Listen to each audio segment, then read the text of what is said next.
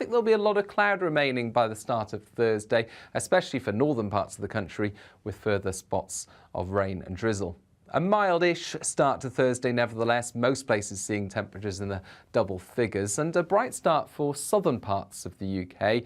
But soon enough, the next area of cloud and rain pushes into Northern Ireland, West Wales, as well as the far southwest. And behind that spell of rain, the weather turns increasingly windy, with showers for Friday and Saturday.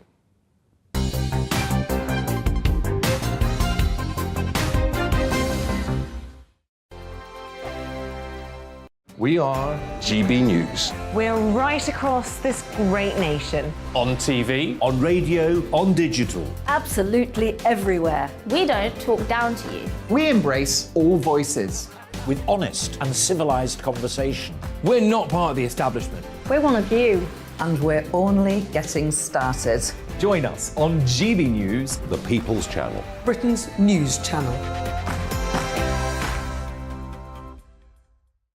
Every morning from 6 o'clock, we'll wake you up with GB News Breakfast with all the stories you didn't know from the night before. So whether it's serious news, entertainment, or your own views from all over our great nation, we're here to kick off your day with a smile. The national media should be reflecting and reporting what's happening here. You will notice the northwestern accents. Whether you're with us on TV, radio, or online, every morning, it's breakfast from 6 a.m. Hope you can join us.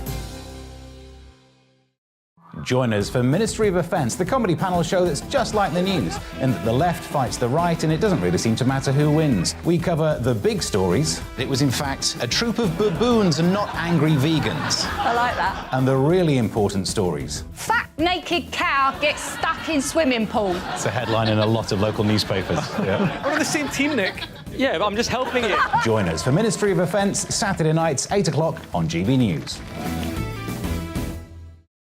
I'm Dan Wootton. Join me Monday to Thursday from 9 to 11 for the feistiest and most fun news debate on TV, where free speech reigns. I'll bring you a sharp take on the day's biggest stories, bombshell newsmaker interviews, and A-list guests. And I guarantee you, no spin, no bias, no censorship, and no reason to go to bed. That's Dan Wootton tonight, Monday to Thursdays from 9 on GB News.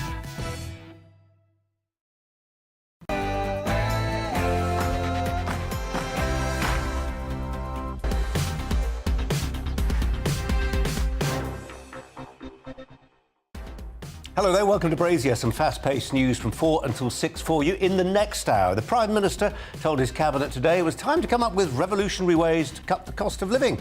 As he tries to rally his party after winning a confidence vote last night, some MPs voted against his leadership, have warned that Tory opposition to Boris Johnson is not over.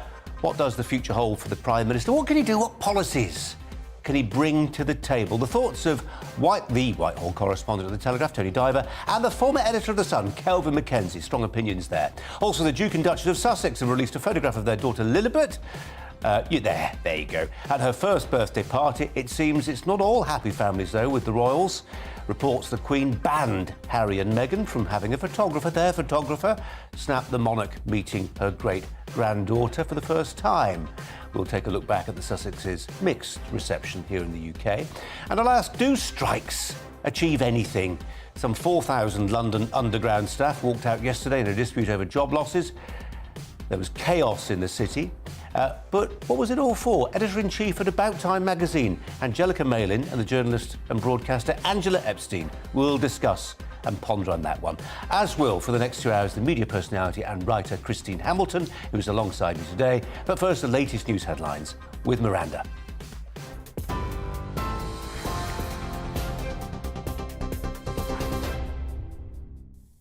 Thanks. Rising energy prices. Well, Boris Johnson thanked his ministers for their support during last night's vote, where 148 Conservative MPs said they did not have confidence in him.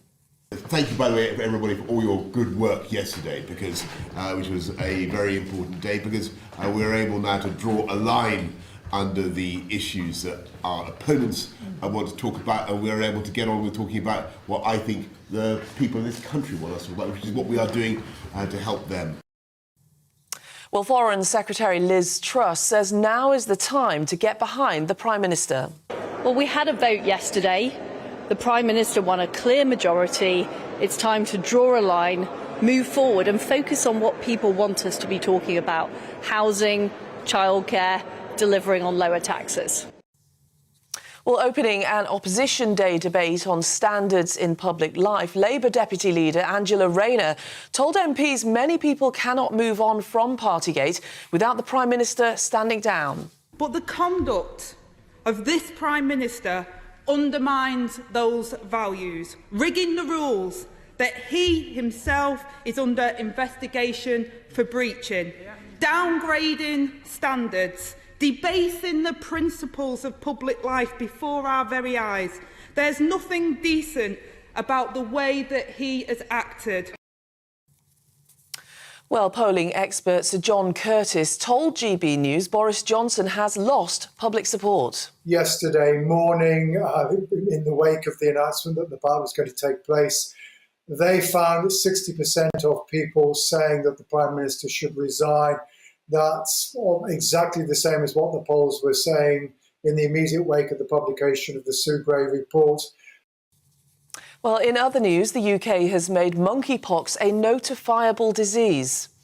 It means from tomorrow, doctors will have to alert authorities to any suspected cases among their patients. It's part of efforts by the UK Health Security Agency to stop the spread of the virus. There are now more than 300 confirmed cases in the UK. The co-founder of the far-right group National Action has been jailed for 8.5 years. Alex Davis was found guilty last month of being a member of the organisation after it was banned in 2016. Davis formed the neo-Nazi group while he was attending Warwick University in 2013. The number of people using food banks has risen from 1 in 10 to nearly 1 in 6. The Food Standards Agency says 3/4 of people say the cost of food is a major future concern. More than a fifth of those surveyed in March are thought to be skipping meals because they don't have enough money to buy food. The UK's farming minister says allegations that Russia is stealing grain from Ukraine are very serious and must be investigated. Russia says Ukraine must have its ships vetted by the Russian military before it can export grain. The country has seized large parts of Ukraine's coast, blocking farm exports and driving up the price of grain. International food agencies have warned that without Ukraine's grain, the effect on food security globally could be catastrophic. The sister of a British journalist has pleaded with Brazilian authorities to do all they can to find him. Dom Phillips was last seen early on Sunday on his way to Brazil's largest indigenous territory. The 57-year-old was heading there for research for a book alongside a Brazilian advisor, but the pair didn't make it to their destination. The Brazilian Navy says it sent out a search and rescue team and would deploy a helicopter today. And the government's chief scientific advisor, Sir Patrick Vallance, has received an honour at Buckingham Palace for helping to lead the UK's battle against coronavirus. Sir Patrick was originally knighted in the 2019 New Year Honours List. He's now become a Knight Commander of the Order of the Bath, an honour which recognises the work of senior military officials and civil servants. Well, you're up to date. This is GB News. We're bringing more news as it happens. Now it's back to Brazier.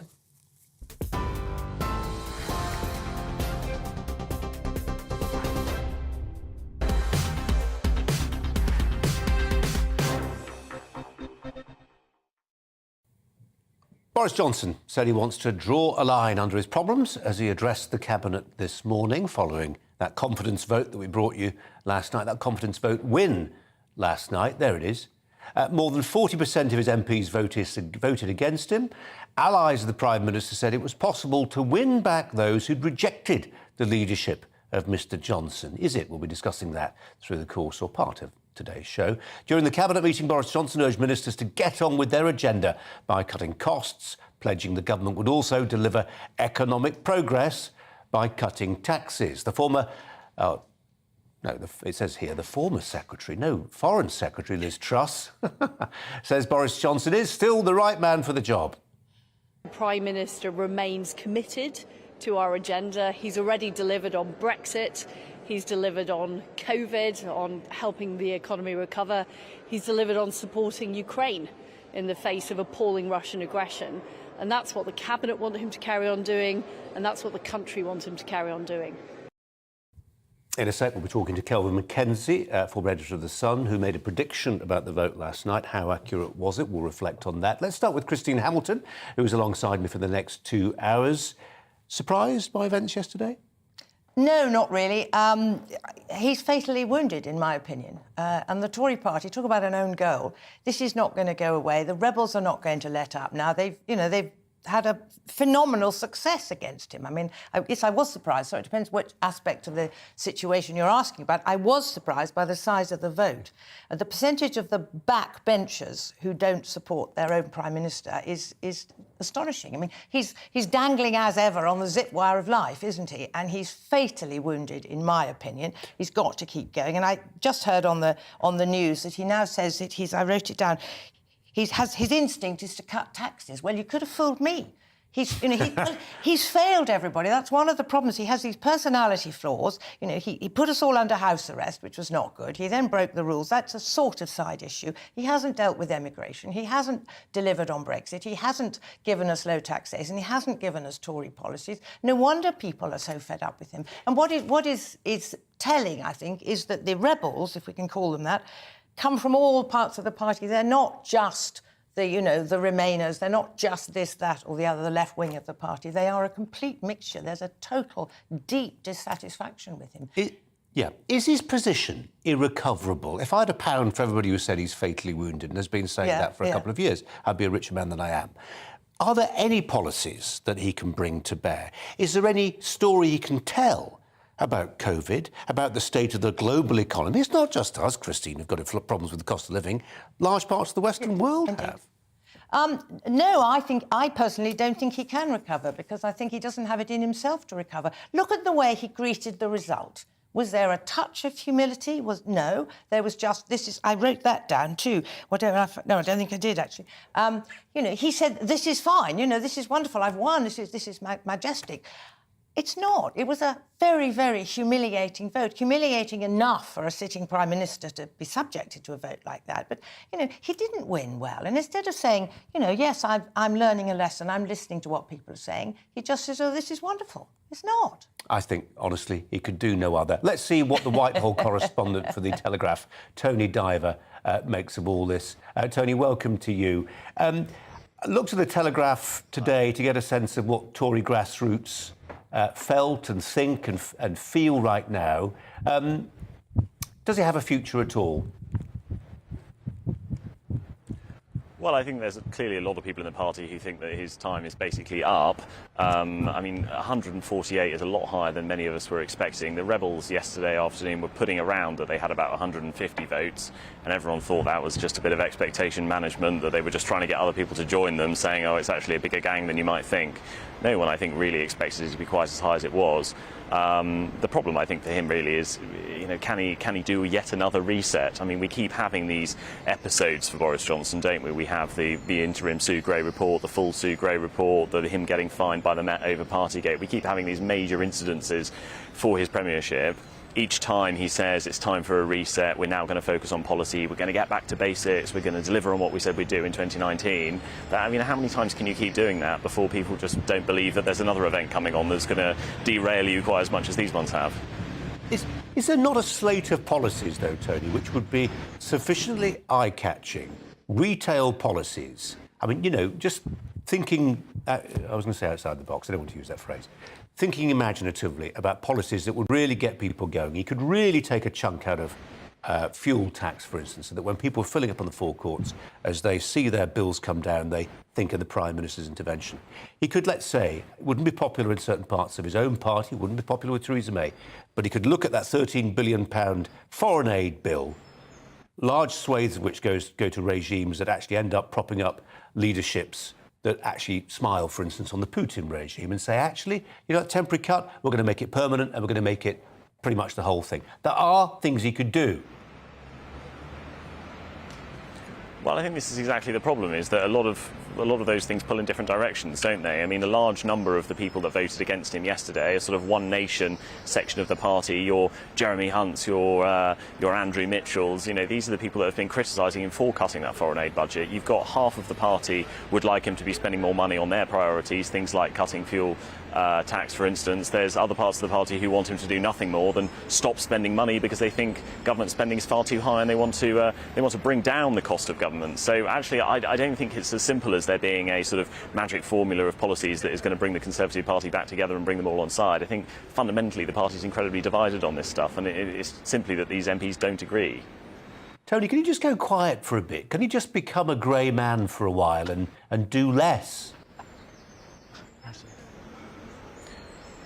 Well, possibly. I mean, is that something Boris Johnson's ever done? Has Boris Johnson ever been a quiet politician who does less? I don't think so. I mean, I think a lot of those 148 have now said, I mean, Philip Dunn, who was one of the rebels, came out this morning and said, well, look, it's a democratic party. We've made a decision collectively. We now will have to get back. If that's what the party's voted for, we now have to get behind the Prime Minister. It may well be that there's lots of rebels who are willing to basically concede that they're not on the winning side of this vote and therefore get behind him. But I think they need to be given a reason to do that, don't they? They need to be given a reason to believe that he can win back voters, that he can win the next election, that he can keep control of the red wall, which we're constantly told is at risk of going under, as is the blue wall in the south of the Lib Dems. I mean, you know, as we head towards these two major by-elections on June the 23rd, I think a lot of those wavering rebels, if they are going to be convinced that actually, fine, we can get back on board with the boss, you know, they probably need a reason to do it. I don't think a quiet Downing Street necessarily is a helpful one at the moment. OK, Tony Dyer from The Telegraph. Appreciate your time, Tony. Thanks very much indeed. Well, the former editor of The Sun, Kelvin MacKenzie, was on the show last night. He made this prediction for the vote. My own view, my own bet, is having done some maths and also made my way around people I know who haven't said anything publicly about the future of Boris. They are saying they would be astonished if it was less than 130 Conservatives voting against Boris, which will create a significant and ongoing problem for him. He was only 18 out. Here he is now. Kelvin joins us again this afternoon. More, though, Kelvin MacKenzie, it was a higher figure than you predicted. Yes, I mean, it is an astonishing number. And we're in the foothills of this. You know, the idea that that people are going around saying in the Parliamentary Conservative Party that we are Democrats and we abide by this this vote is for the birds. Right, so Tiverton has a 24,000, I think, Tory majority. Were that to disappear, Boris disappears, right? Perhaps not immediately, but the game is over. All we're doing is we're watching some rather clever people who are used to deceiving the media and deceiving their electorate and possibly even deceiving themselves, saying things in public which they don't believe in private. Do you think ultimately it will be the men and women in grey suits who file into his office one by one, or maybe all together and said, sorry, Mr. Johnson, the game's now up? I don't think it'll be the grey suits. I think it would literally be 3 or 4 fairly trusted cabinet colleagues, and that's a bit of a laugh in itself, isn't it? Because you can be absolutely sure among that 148 that Michael Gove would have been right up at the front of that, and so would a number of others. You know, the idea that colleagues, having seen Boris in action of late, are likely to say, we must stick with him, he's a winner, is honestly... Somebody should go and see their doctor. If they could get an appointment, they should go and see their doctor. So I think it would be more likely 3 or 4 of them go to him and said, look, we're not supporting you in public anymore. I'm afraid you've lost the cabinet. You know you've lost the parliamentary party. It's time to go. And we can either slug it out or you can agree to go right now. All this thing, if I won by one and all the rest of it, that's designed to increase the value of his book and his speaking appearances next year. Let's Let's just for a second imagine we're in a room with him, Kelvin MacKenzie, and he's saying, look, guys, come up with your ideas. It's nearly over for me. Is there anything left in the box? I would say copy Tony Blair, come up with a 5-point pledge, very retail-focused, so that when somebody's filling up on the forecourt, they thank you, Boris, for the fact it's now costing you 30p less than it might have done last week for your litre of diesel. I'd cut foreign aid right back, and I'd do it so permanently. There's things you can do, I would argue, policy things you can do that might yet turn heads. Well, 30p even off a litre, let alone a gallon, is not going to do it, I'm afraid. I think the scale of the tsunami of costs that are coming down the pike are so enormous that it's hard to know what a government can do about that kind of thing. I say I head towards your foreign aid. Yes, I think you get a tick for that. I think if you could actually work out a way to push back the illegal Channel migrants back to France, which might involve us saying to the French, either you stop this or we're going to put our troops on your beaches in order to take out the smugglers. I think that kind of thing might work. But I think these are very, very difficult times, and nobody can tell me that if Starmer turned up to try and solve this with his dithering and, we must do this, we must do that, and all the rest of it, he's got not a prayer. These are massive global issues and are damaging most major politicians at the moment. I thought the thumbs up from Ukraine towards Boris, I thought that was a nice touch.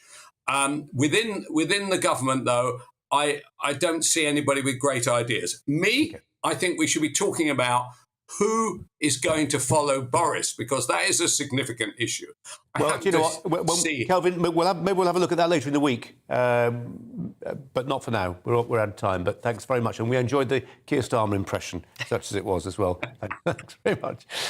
We'll get the thoughts of Christine as well very shortly on some of those themes. But first this, Harry and Meghan have issued a new photo of their daughter Lilibet enjoying a picnic for her first birthday party. The picture taken during the Platinum Jubilee celebrations. The Sussexes received, as you'll remember, a mixed reception on their visit back to the UK. Also reports of a persisting rift within the royal family. It's understood that Harry and Meghan were banned from taking a photograph of the Queen, meeting Lilibet for the first time, a measure perhaps, if true, of the degree of suspicion within the palace that the Sussexes plan to leverage any association with the monarch for their own PR purposes. Joining me now is the founder of the To Die For Daily royal podcast, Kinsey Schofield. Kinsey, welcome to you and thanks for your time. I was sounding a little bit cynical about the motives of the Sussex in that introduction there. You're some distance away. What did you make of the trip from your vantage position? Well, I am actually in Windsor, so I'm right down the street from where Lily took her photo, her first royal photo at Frogmore Cottage, which is exciting. I think that you are absolutely right. The royal family, they are above it all. They're not influencers. And to come with your own photographer to try to get the Queen to sit down with a stranger, that's completely against protocol. That's something that is 100% unacceptable. And so I don't necessarily think that the palace was in the wrong here. I think that it's Harry and Meghan that sometimes continue to do things their own way, despite how inappropriate it truly is. I think, though, Kinsey, knowing what we know about the Sussexes, if you'd said to us by the beginning of this week that they would have gone through that Platinum Jubilee without causing a scene, pushing the envelope of what was acceptable, using it, perhaps even the word that's used by some, hijacking the occasion for their own public relation purposes, I think many seasoned watchers like yourself who look at this subject closely would have said, actually, they've behaved pretty well. I agree with you. I did think that they behaved appropriately. And actually, the only story that's come out of the Jubilee that I was disappointed by was the fact that they thought they could bring in a personal photographer to meet with the Queen. I'd love to meet the Queen. Like, not everybody gets to meet the Queen. But no, I did think the way that they dressed down. You know, Meghan looked very chic in I believe it was a pale color, a white color, cream color outfit. Even the way she wore her hair, they were not troublemakers. I completely agree with you. They laid low as they promised. We actually didn't even see them at all the events we had planned to. So they were very under the radar, and I thought that it was very respectful, and I appreciated it.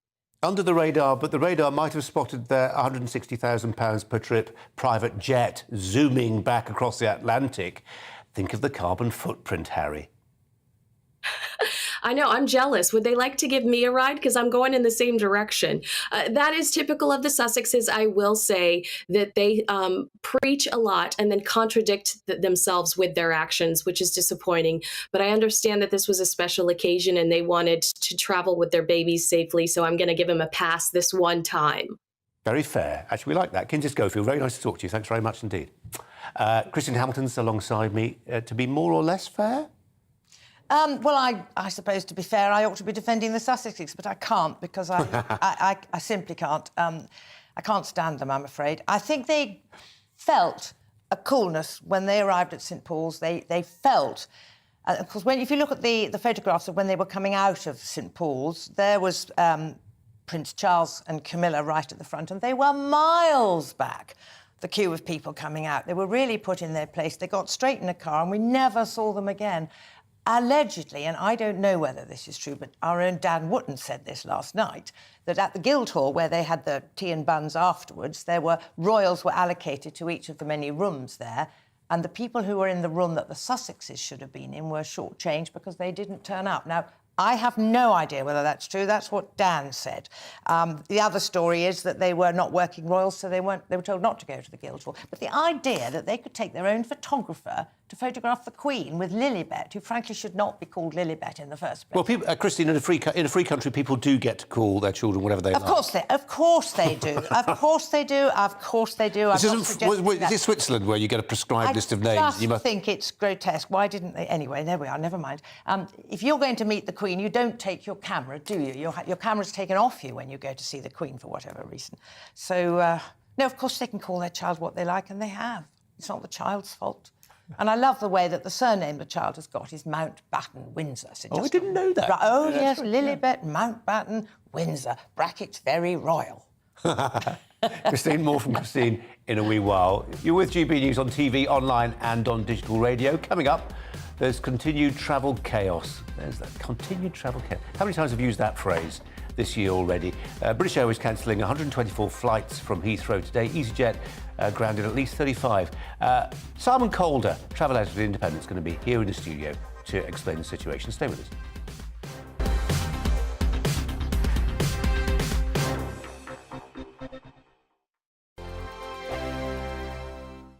We are GB News. We're right across this great nation. On TV, on radio, on digital. Absolutely everywhere. We don't talk down to you. We embrace all voices. With honest and civilised conversation. We're not part of the establishment. We're one of you. And we're only getting started. Join us on GB News, the People's Channel. Britain's news channel. Every morning from 6 o'clock, we'll wake you up with GB News Breakfast with all the stories you didn't know from the night before. So whether it's serious news, entertainment, or your own views from all over our great nation, we're here to kick off your day with a smile. And the national media should be reflecting and reporting what's happening here. You will notice the northwestern accents. Whether you're with us on TV, radio, or online, every morning, it's breakfast from 6 a.m. Hope you can join us. Join us for Ministry of Offence, the comedy panel show that's just like the news, in that the left fights the right and it doesn't really seem to matter who wins. We cover the big stories. It was in fact a troop of baboons and not angry vegans. I like that. And the really important stories. Fat naked cow gets stuck in swimming pool. It's a headline in a lot of local newspapers. Yeah. We're on the same team, Nick. Yeah, but I'm just helping you. Join us for Ministry of Defence, Saturday nights, 8 o'clock on GB News. I'm Dan Wootton. Join me Monday to Thursday from 9 to 11 for the feistiest and most fun news debate on TV, where free speech reigns. I'll bring you a sharp take on the day's biggest stories, bombshell newsmaker interviews, and A-list guests. And I guarantee you, no spin, no bias, no censorship, and no reason to go to bed. That's Dan Wootton tonight, Monday to Thursdays from 9 on GB News.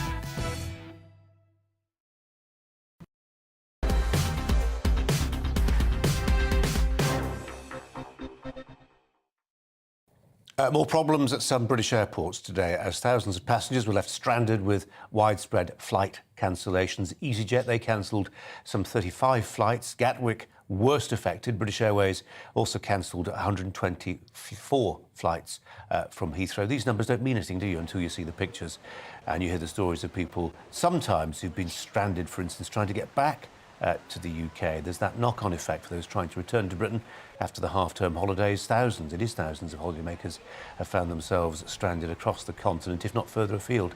Let's turn to the travel editor at The Independent, Simon Calder, who I'm delighted to say has joined us here in the studio. Simon, I know you've got some breaking news that's going to affect more than just the flying public, but we'll start with the flights first.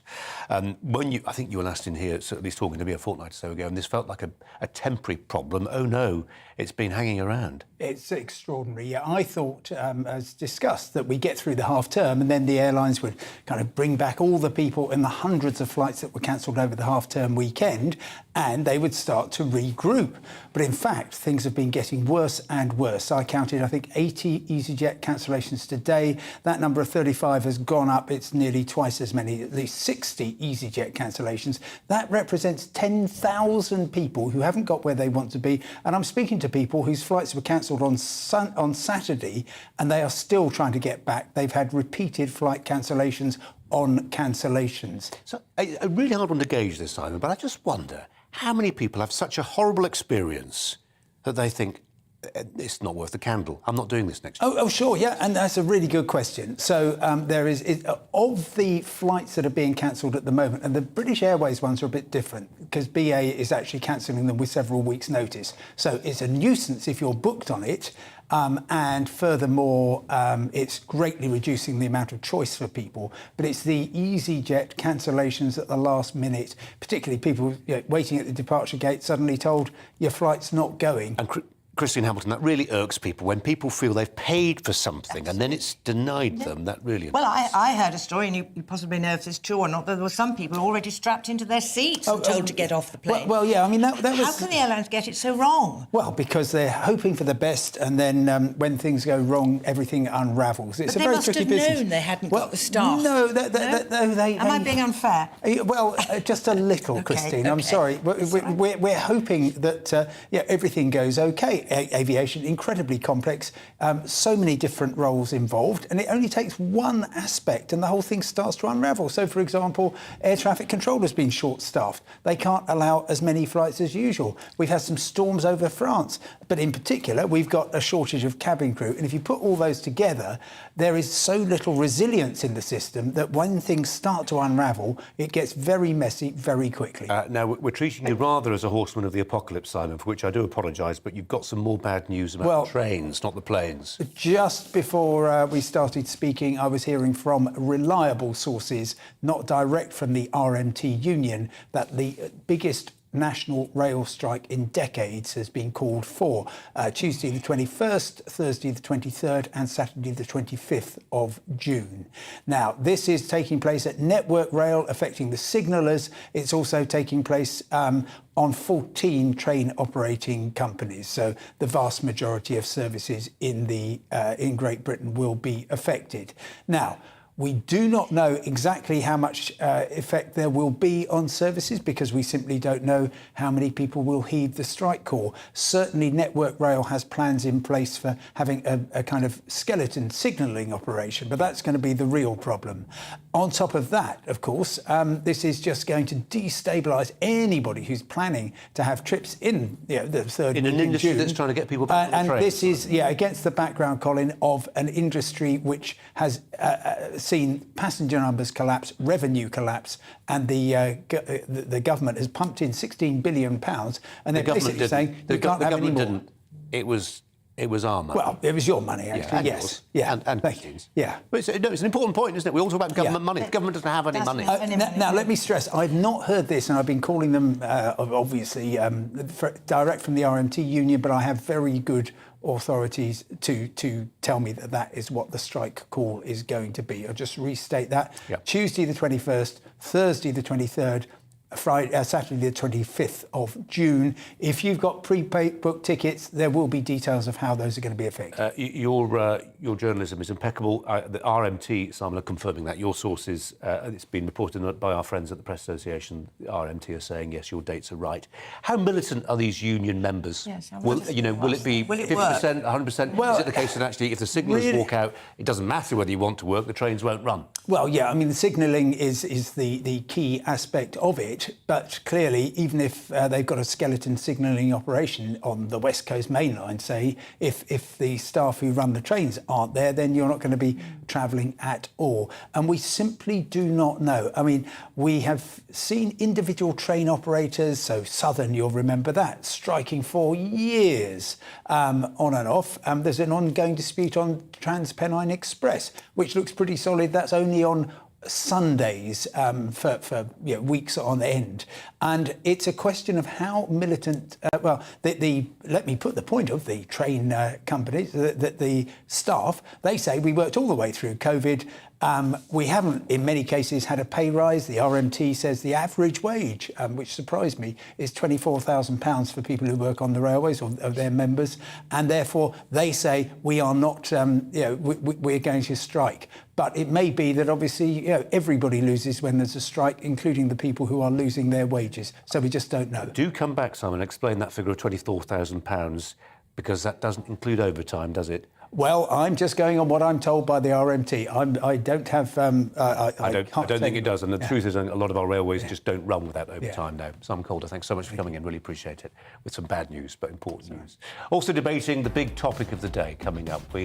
Very timely. Do strikes achieve anything? That in the context of those 4,000 London Underground staff who walked out yesterday in a dispute over job losses, working agreements and pensions. There was chaos in the city. But as Simon Calder was just explaining, train strikes are not just a phenomenon of the capital.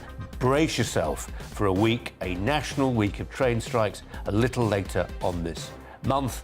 We've got Angelica Malin arguing one side of the toss and the journalist and broadcaster Angela Epstein the other. First, the Daily News headlines with Miranda.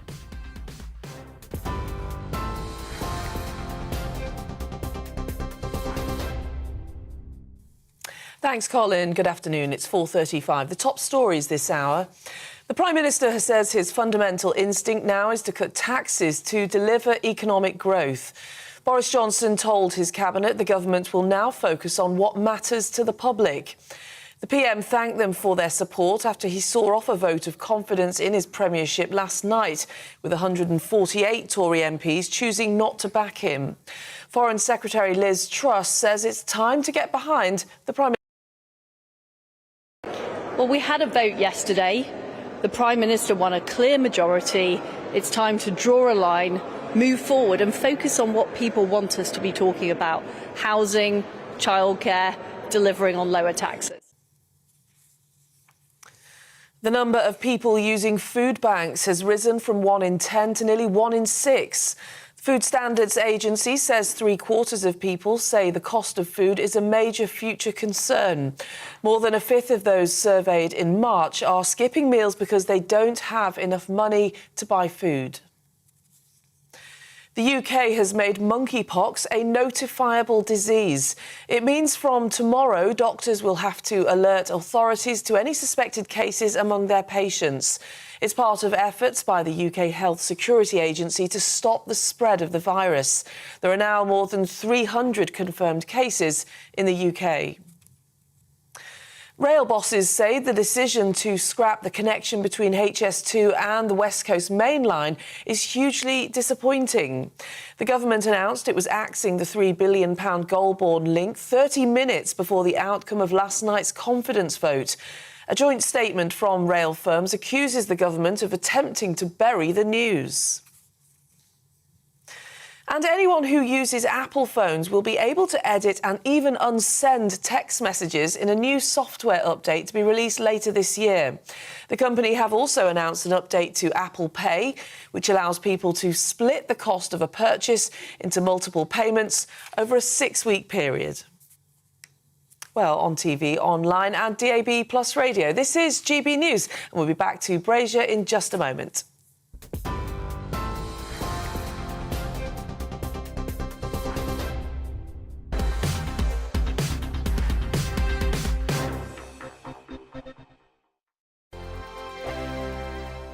We are GB News. We're right across this great nation. On TV, on radio, on digital. Absolutely everywhere. We don't talk down to you. We embrace all voices. With honest and civilised conversation. we're not part of the establishment. We're one of you. And we're only getting started. Join us on GB News, The People's Channel. Britain's news channel. Every morning from 6 o'clock, we'll wake you up with GB News Breakfast with all the stories you didn't know from the night before. So whether it's serious news, entertainment, or your own views from all over our great nation, we're here to kick off your day with a smile. And the national media should be reflecting and reporting what's happening here. You will notice the northwestern accents. Whether you're with us on TV, radio, or online, every morning, it's breakfast from 6 a.m. Hope you can join us. Join us for Ministry of Offence, the comedy panel show that's just like the news, in that the left fights the right and it doesn't really seem to matter who wins. We cover the big stories. It was in fact a troop of baboons and not angry vegans. I like that. And the really important stories. Fat naked cow gets stuck in swimming pool. It's a headline in a lot of local newspapers. Yeah. We're on the same team, Nick. Yeah, but I'm just helping you. Join us for Ministry of Offence, Saturday nights, 8 o'clock on GB News. I'm Dan Wootton. Join me Monday to Thursday from 9 to 11 for the feistiest and most fun news debate on TV, where free speech reigns. I'll bring you a sharp take on the day's biggest stories, bombshell newsmaker interviews, and A-list guests. And I guarantee you, no spin, no bias, no censorship, and no reason to go to bed. That's Dan Wootton tonight, Monday to Thursdays from 9 on GB News.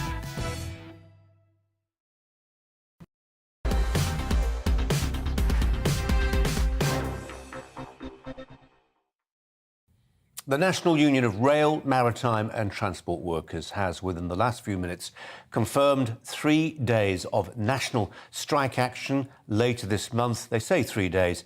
In effect, it's the whole week. Over 50,000 railway workers will walk out, shutting down much of the UK's railway network, as I say, the 21st, the 23rd and the 25th of June, Monday, Wednesday, Friday. In other words, it's up the spout for the whole week. In a statement, the RMT Union General Secretary, Mick Lynch, said, "Railway workers have been treated appallingly, and despite our best efforts in negotiations, the rail industry, with the support of the government, has failed to take their concerns seriously.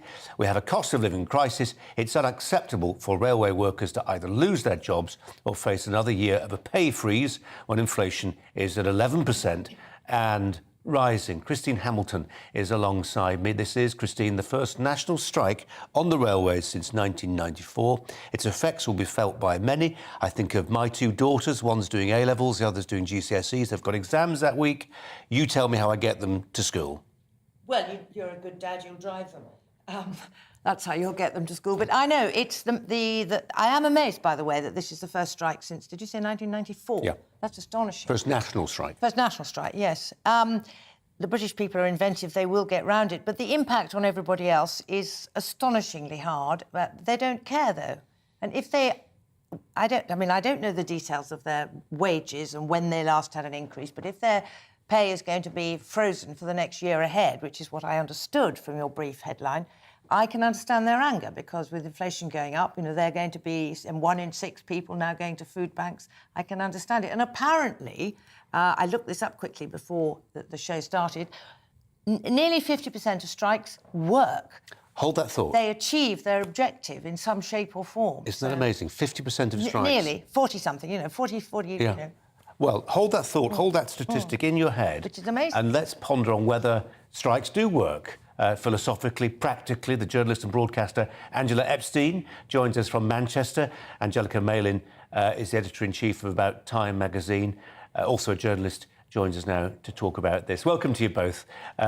Angela, thanks for your patience. I know we had some technical problems last week, so thanks for sticking in and coming to talk to us again today. So a national strike on the railways, the first since 1994. Christina Hamilton very helpfully points out here, she's read somewhere that getting on for half of all strike actions, to some limited degree at least, achieve their objectives. That means half of them don't. I mean, I just hearing Simon Calder before reeling off the dates, I've just realised my trip to London from Manchester is scuppered, and everybody will have their own reasons why paralysing the rail network is going to affect them. I've also got a daughter doing A-levels. You've mentioned you've got somebody doing one of your kids are doing A-levels too, people trying to get to work, people trying to get to jobs. Do the unions have no idea, or they're entirely tone deaf about what's going on out there? Let's set aside the moral repugnance of strikes, holding an entire nation to ransom with industries that make them a captive audience. What happens with striking is it becomes a self-fulfilling prophecy. If they work, then they work. So the more a bully bullies, then the more other bullies will think, well, we'll bully too. Does it make it right? Absolutely not. And I think if we end up in that kind of spiral of capitulating simply because it's worked before and people have suffered, where does it stop? So either we ban strikes, we certainly modify employment law so that there's either an obligation to keep some kind of skeleton staff there, so that more than skeleton, enough people there to keep a reasonable service going, or there have to be other ways to negotiate. The right to protest in law is very important, and in employment is very important. But I think when you hold people to ransom, hold them to hostage, then it will never be right. It can't ever work. Angela says strike action on this scale is immoral. What do you say? I don't agree with that. And I think the word bullying is inherently negative. But actually, in this context here, they're fighting for something that's totally fair, that they want to not have a pay freeze during a cost of living crisis. And it's a political right to be able to protest and to strike. And unions would say that perhaps it is selfish on the customers, but the customers are not who comes first here. They're representing the people working.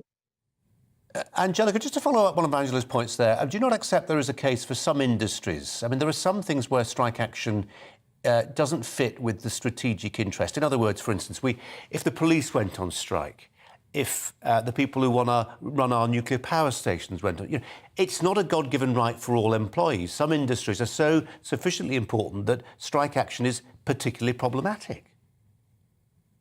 I'll concur that there are certain industries where if it's dangerous to citizens to not have those industries in place at the time, perhaps that does need a skeleton. So there's been threats of a GP strike, like you said, the police, those services, if we were without them, it would be dangerous to citizens.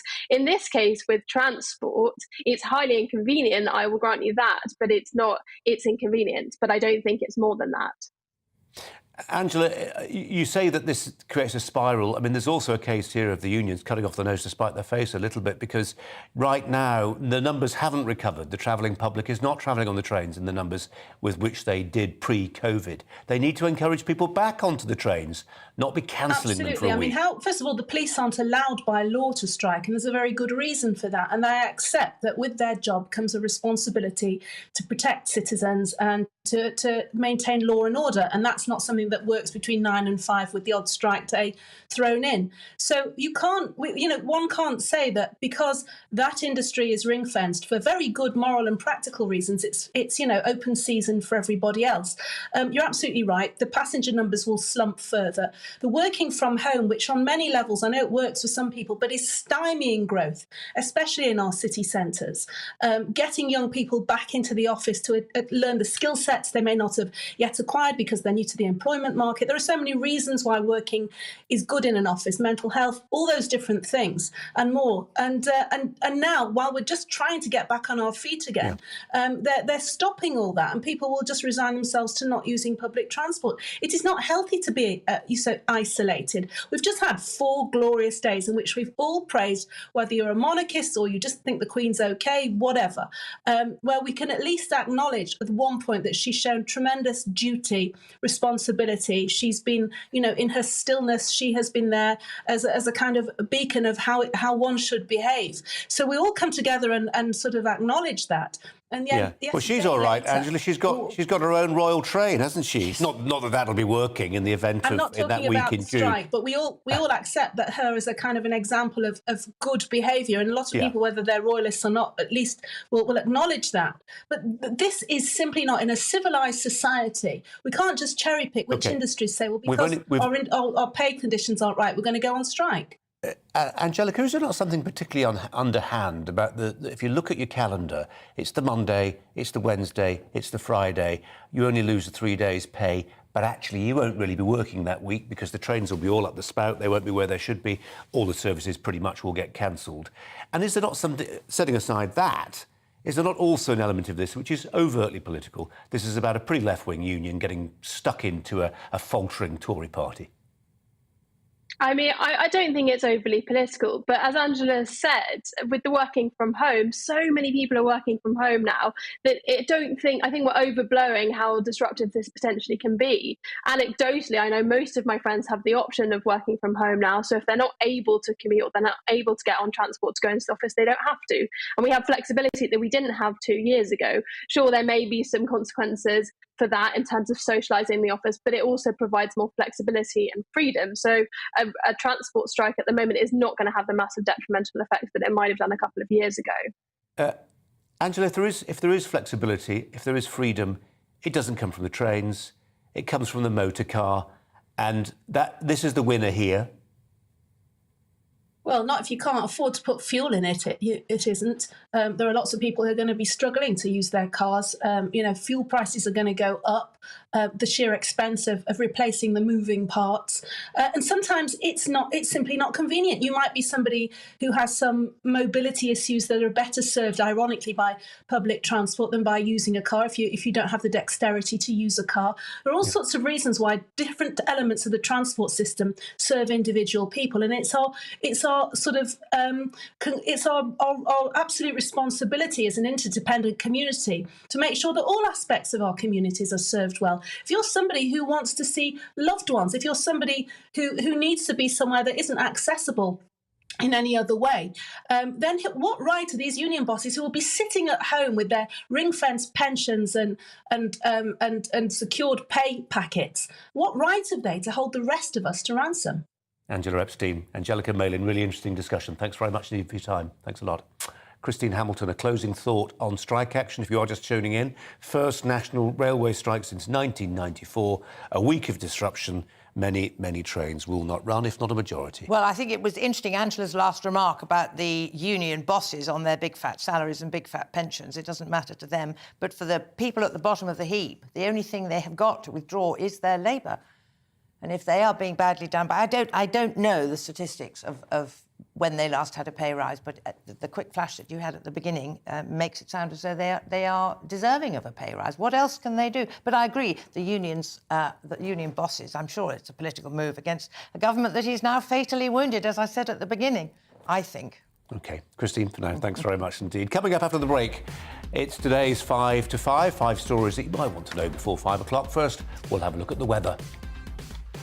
Hello again, I'm Aidan McGivern from the Met Office. Fine in the north today, but showers are starting to develop in the south, and overnight there'll be rain for many places away, that is from the far north, where a ridge of high pressure remains, but further south low pressure lurks. One just departing from the North Sea, one arriving for overnight. And that will bring some showery rain initially to the far southwest into the evening, and then that spreads into Northern Ireland, Wales, central and southern parts of England before arriving into northern England and southern Scotland overnight. A couple of hours of heavy and persistent rain in places, but for the southwest as well as Wales, it clears up by the end of the night. Of course, the cloud and the rain will allow temperatures to stay up 13 to 15 Celsius for most, and for northern Scotland, well, the rain stays away and it's a cool start to Wednesday. But a bright start, and actually it's the far north of Scotland where the best of the weather will be throughout Wednesday.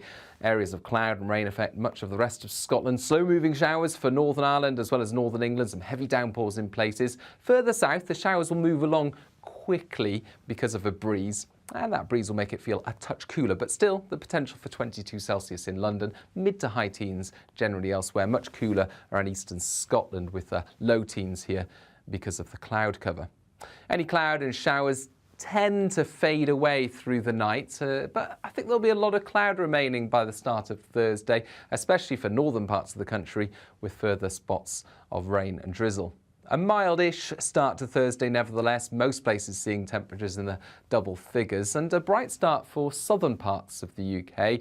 But soon enough, the next area of cloud and rain pushes into Northern Ireland, West Wales, as well as the far southwest. And behind that spell of rain, the weather turns increasingly windy with showers for Friday and Saturday.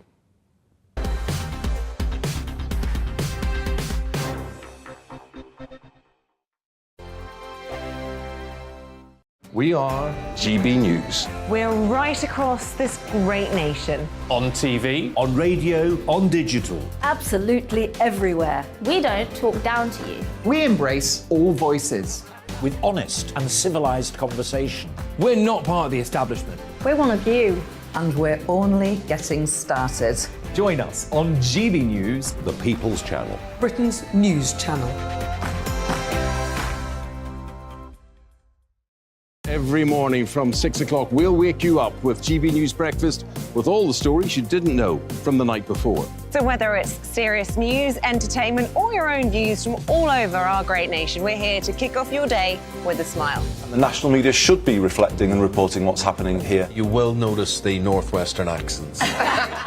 Whether you're with us on TV, radio, or online every morning, it's breakfast from 6 a.m. Hope you can join us.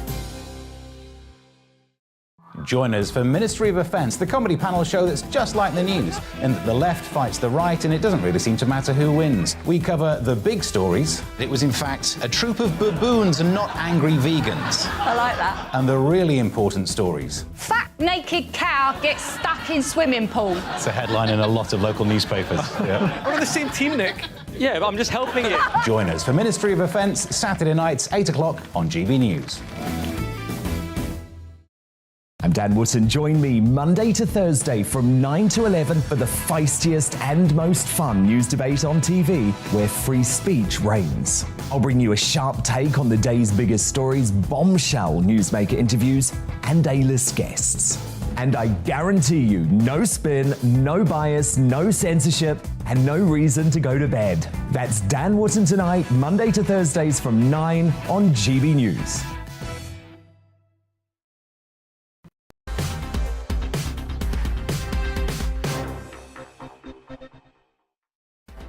Time for 5 to 5. 5 things you might want to know before 5 o'clock. At 5, a YouGov poll suggests the British public is hugely overestimating the size of minority groups in the UK.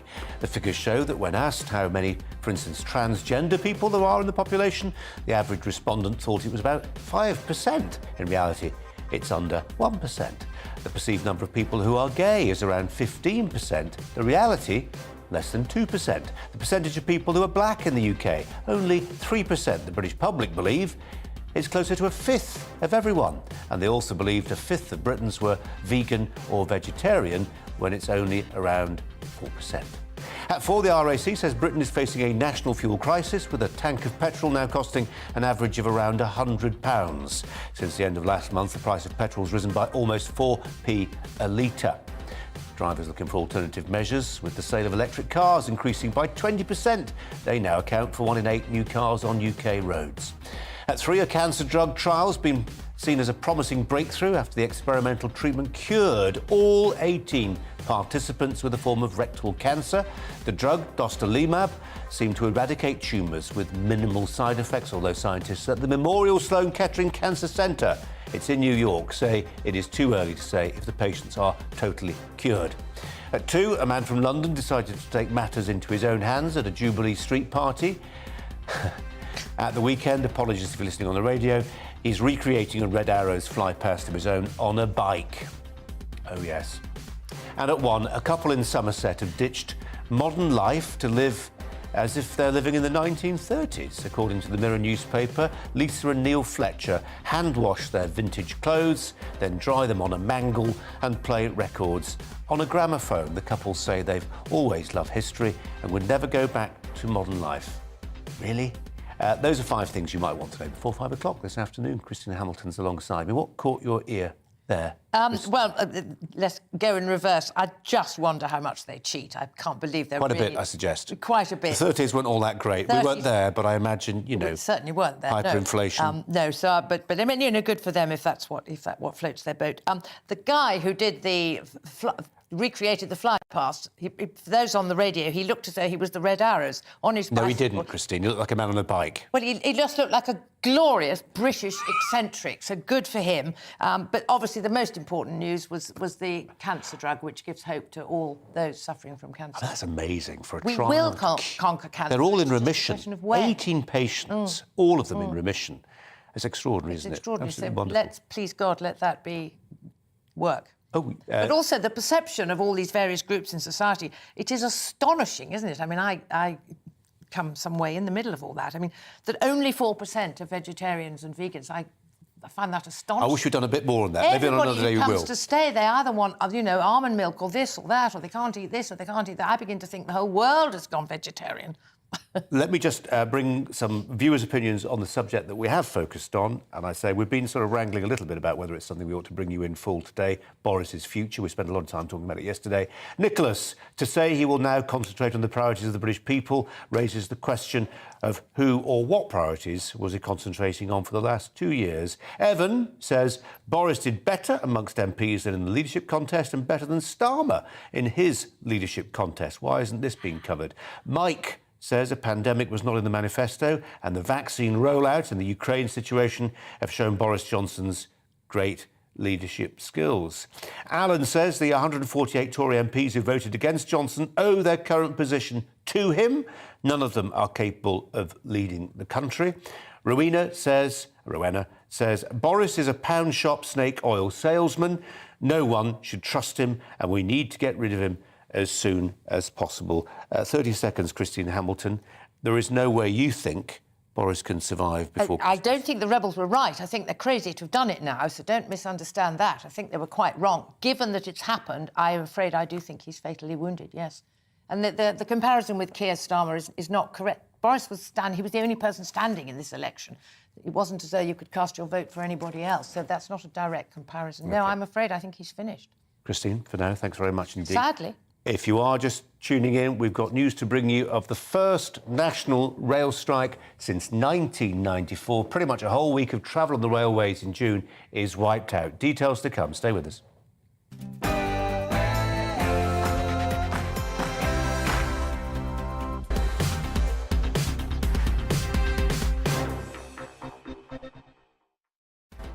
Hi there, coming up this live at 5, the National Union of Rail, Maritime and Transport Workers has announced 3 days of national strike action later this month. In effect, it's the whole week. Over 50,000 railway workers will walk out, shutting down much of the UK's railway network on those dates, the 21st, the 23rd and 25th of June. More reaction. Former Transport Secretary Norman Baker live. Also, the Prime Minister told his Cabinet today it was time to come up with revolutionary ways to cut the cost of living as he tries to rally his party after winning a confidence vote last night. But some MPs who voted against his leadership have warned that Tory opposition to Boris Johnson is not over. What does the future hold then for the Prime Minister? The Conservative MP, Ben Bradley, and former Cabinet Minister David Miller will have their say. And a third driver has died at the 2022 Isle of Man Tourist Trophy race. The deaths at the annual motorcycle racing event take the 37.7-mile mountain course's death total up to 260 since its inception in 1911, with various events taking place alongside the TT. Is this passion of motorsport worth the risk? The thoughts of former Stig and racing driver Ben Collins. With me for the next 2 hours, the media personality and writer Christine Hamilton. But first, we have the latest news headlines with Miranda Shunker.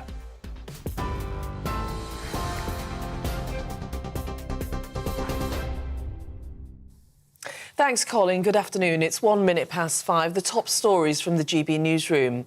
And breaking this afternoon, as you've just heard, more than 50,000 railway workers are taking part in a 3-day national strike. It's the biggest walkout in the network in over 3 decades. The RMT union says the industrial action will take place on the 21st, 23rd and 25th of June.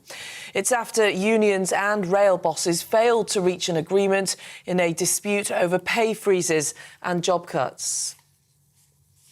The Prime Minister says his fundamental instinct now is to cut taxes to deliver economic growth. Boris Johnson's asking his cabinet to find ways to cut some of the costs to the public and businesses as he vows to deliver on what matters to the British people. He says the government is focusing on the COVID recovery, tackling inflation and rising energy prices.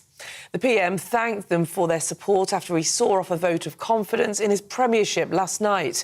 148 Tory MPs didn't back him. Thank you, by the way, everybody, for all your good work yesterday, because which was a very important day, because we were able now to draw a line under the issues that our opponents want to talk about, and we're able to get on with talking about what I think the people in this country want us to talk about, which is what we are doing to help them. Well, Foreign Secretary Liz Truss says now is the time to get behind the Prime Minister. Well, we had a vote yesterday. The Prime Minister won a clear majority.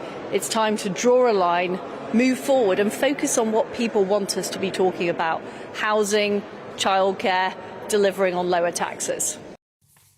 Well, opening an Opposition Day debate on standards in public life, Labour Deputy Leader Angela Rayner told MPs many people cannot move on from Partygate without the Prime Minister standing down. But the conduct of this Prime Minister undermines those values, rigging the rules that he himself is under investigation for breaching, downgrading standards, debasing the principles of public life before our very eyes. There's nothing decent about the way that he has acted.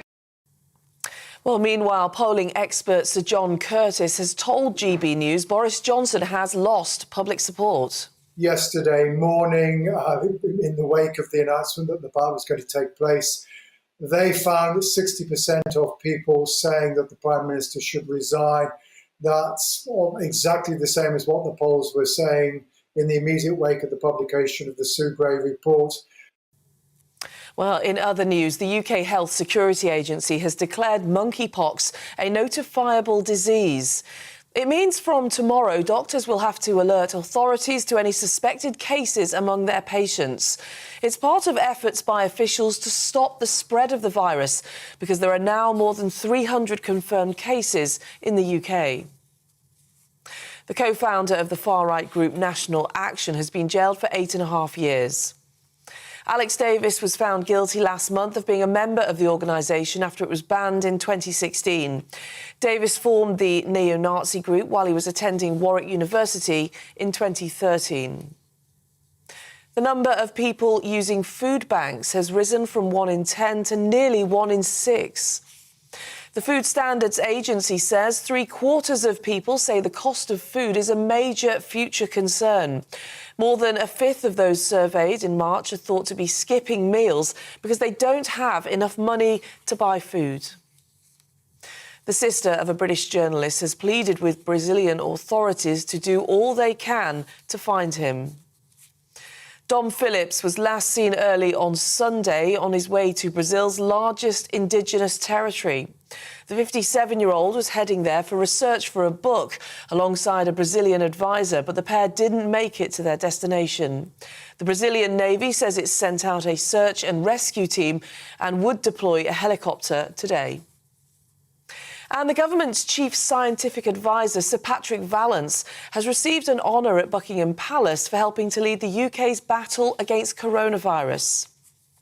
After collecting his honour, he said it's disappointing that Downing Street and Whitehall officials did not stick to the rules aimed at preventing COVID. Sir Patrick was originally knighted in the 2019 New Year Honours list. He's now become a Knight Commander of the Order of the Bath, an honour which recognises the work of senior military officials and civil servants. Well, this is GB News. We'll bring you more news as it happens. Now it's back to Brazier.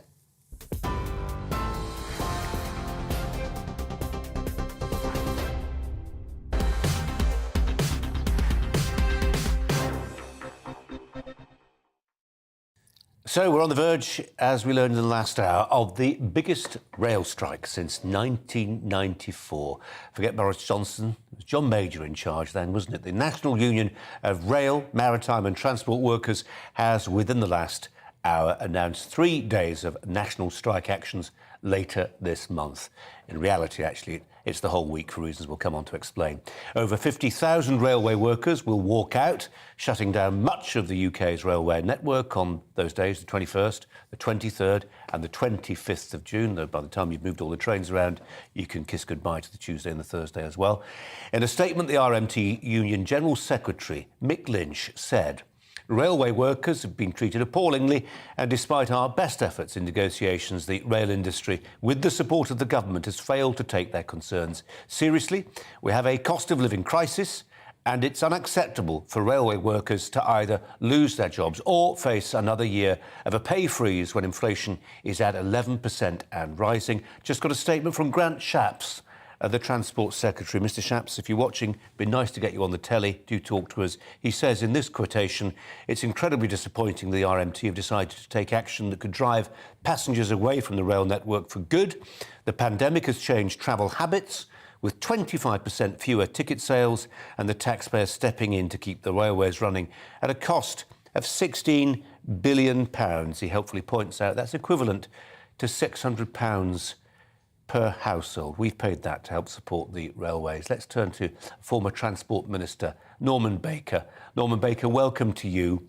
Will they get what they want? Well, we don't really know what they want because they've gone on strike ahead of any particular proposals from the industry to curb their jobs or change pensions or do anything else very much. They put the cart before the horse. I share the Transport Secretary's view that it's very unfortunate that this should be occurring. We have campaigned, I'm talking about the Campaign Better Transport and others, to get people back on the railway. We're conscious that the government's put a huge amount of money in the last 2 years to keep services running. We need to build back the number of passengers. That means cutting fares. It means putting a different complexion on the railways because people are no longer commuting by rail to the same numbers, but they are travelling for leisure purposes. We had over 90% of pre-COVID levels over the last weekend for the Jubilee weekend, so the passengers can be there. And it's very frustrating to work hard to get people back on the railways, only to the rug pulled from under you by strikes for, well, we don't quite know what reasons. Look, and the RMT says it wants a decent pay rise. They're entitled to a pay rise this year, in my view, because there have been a couple of years of freeze. Even Norman Baker, even those train drivers who on average, even the train drivers who on average reputedly get £59,000 a year right now. Well, some, of course, the train drivers aren't the ones who are going on strike. The RMT represents others. It represents the conductors. It represents those who are at stations, those who control the electrics on the railway, the signalmen. Those sorts of people are the RMT. The ASLEF union represents the drivers. Thanks for that correction. It's an important one. When you say government money, it's not government money, though, is it, Norman Baker? That £16 billion comes from taxpayers, and taxpayers are under enormous pressure now as it is. Well, that's perfectly true. All government money is taxpayers' money at the end of the day. And the taxpayer, if you want to put it that way, or the government has been very supportive over the last 2-3 years with the railways. Look, the railways are important to the economy, they're important to the environment, and they're important actually to car drivers because if the railways weren't there, there would be total congestion on our roads. So there's a strong case for investing in rail. There's not a strong case, in my view, for going on strike in a premature way without even being clear what they're demanding. When they say we're going to strike on Monday 21st, Wednesday 23rd, Friday 25th, I think I've got those dates right, is that slightly disingenuous? Because actually you're writing off the week, aren't you? Because trains will be in the wrong place to start their journeys, drivers ditto. Well, quite clearly what the RMT are doing is seeking to maximise the impact of the strike on the railway network and minimise the impact on their union members, which is, I suppose, a tactic of sorts, but it will mean the entire week is disrupted. We may see the RMT taking action with, say, signalmen one day and with people who control the electrics the next day or the conductors and the trains the day after. They will try to minimise the impact on their members and maximise the damage to the public. But we need people back on the railways. And the RMT needs people back on the railways. This is their future. The passengers of this country, whether it's freight passengers or people travelling to work or for leisure, they are the people who ultimately will pay the RMT's union subs. And if they're not there and the trains aren't running, then the government may at some point say we're going to cut back on the number of services. That would be very, very regrettable indeed for society, but you can understand how we might get to that position. That is the former Transport Minister, Norman Baker, with his snap reaction to that news that we've got 3 days of strike action, national railway strike, first since 1994. Norman Baker, thank you. Christian Hamilton's alongside me to offer her view on this. Is it political, this, when a trades union, which is no fan of this particular government, perhaps sees it in trouble and thinks maybe now's the time more than ever? Well, who knows what goes on in the minds of trade union leaders, but I was interested in what Norman Baker was saying because he clearly knows what he's talking about. He couldn't see the reason for them striking, but it is the union's job to maximise the inconvenience for the country and therefore to use the most leverage they have and minimise the loss to their workers. That is what their job is. But it seems to me crazy to do it just now when the railways are getting back on their feet. We haven't been using the railways. Nobody's been travelling everywhere. People are working from home, etc., etc. Now is the time. Well, I'll tell you what I would like to see them do. I would like to see them, apologies to all you rich people who travel first class, but I would like to see the first class carriages cut down a bit. The number of times, the other day I was travelling and we were standing room only. Fortunately, I got there just in time, and probably at my age I'd have been given a seat anyway. But the first class carriages were empty. The normal carriages, we were, cattle carriages. So perhaps they could make a milder adjustment like that and get more people travelling in a bit more comfort. 10 million more people since over the last 20 years. We're also carrying a lot more people as well because more people live here. We could just put more trains on. When they work, the trains are magic.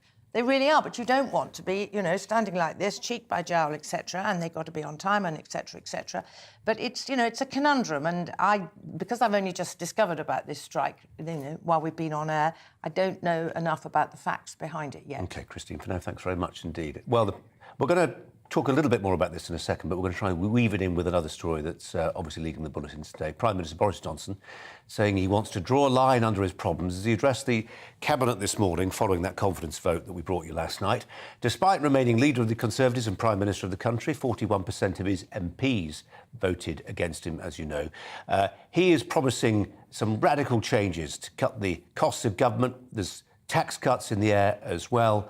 But what can it possibly achieve? To those MPs, the Foreign Secretary Liz Truss has this message. We had a vote yesterday. There was a clear result in that vote. Now is the time to get behind the Prime Minister to deliver on what people in Britain want to see, which is dealing with issues around the affordability of housing, the affordability of childcare, getting taxes down, getting our economy going. That's what people want to see. Straight to the Conservative MP for Mansfield, that is Ben Bradley. Ben Bradley, welcome to you. We'll get on to the survival prospects or otherwise of your party leader in just a second, but we're bracing ourselves for the first national train strike, first national rail strike since 1994, a little later on this month. What do you make of that?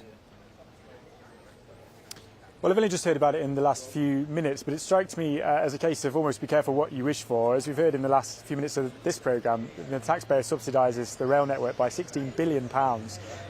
It's not sustainable as it stands, and we're all trying to draw people back onto the rail network. We know that this kind of disruption will put people off, and I think sometimes we see it with environmental protests all the time when they bring city centres or motorways to a halt. You lose the sympathy of the public when you try and make your case in that way that's so disruptive to people. Ben Bradley, we're reflecting a lot at the moment on styles of Conservative leadership, and it may be the case that the RMT have picked a fight with the government because they've got their own political agenda. Yes, they want to represent their members, get them the best possible pay deal. That's what unions are for. But it may also be that they're quite keen to see the end of this Conservative administration. That would be no surprise either. Might it work the other way around? Might this government say, actually, OK, if you want to fight, you'll get one. You go on strike, you won't get what you want, and then you can strike some more, and you still won't get what you want, and they hang tough.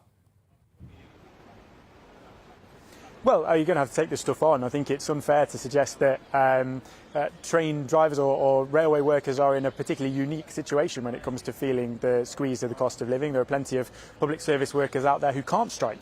I think of police officers, for example, who are equally feeling the strain of the pressures that we all feel, most of our communities feel. So to single yourself out from a rail industry as somebody who is able to put such a strain on public transport, to be so disruptive and to go out of your way to do that in times of real challenge for people, I think, as I say, you'll lose that sympathy, and I would like to see government stand up to what seemingly, and particularly the timing of the announcement, strikes me as something of a political motivation. Ben Bradley, I know you're here, and thanks for those comments on the rail strike, but I know you're here principally to talk about the prospects that Boris Johnson does or doesn't have. Can you tell us, just remind our viewers, if you will, how you voted? I supported the Prime Minister in last night's vote. I think that, truthfully, from my constituents in Mansfield, which is a disadvantaged kind of former coalfield part of the country, it's the first time ever, really, that a place like that has been front and centre of a government's agenda and the kind of levelling up conversation. That agenda, to me, comes from the Prime Minister. It comes from Boris, and I want to see that continue. I think that means he needs to continue. Is there anything you could do? Also, by the way, not just our viewers, our listeners. We have many listeners on radio as well. Is there anything? There's so much being said, Ben, about this idea of it's his personality that's a problem. The policies less so. Are there any policies that he can really present now to the British public which will just make people say, well, I'm not sure about Boris Johnson, but golly, I like that policy. I like what he's going to do on cutting fuel duty. I like what he's going to do on foreign aid. He's going to get rid of that and put more into defence. Eye-catching initiatives, eye-catching policies. What could he do?